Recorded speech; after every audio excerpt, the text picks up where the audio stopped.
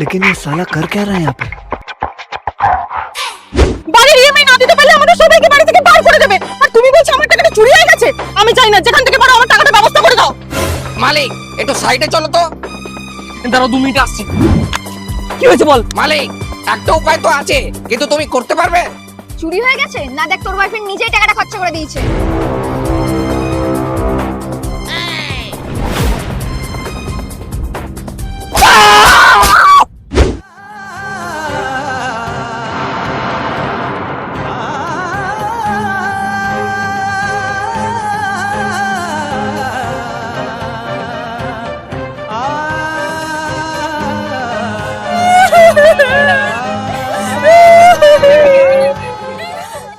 এই তো এই মালটাই চোর।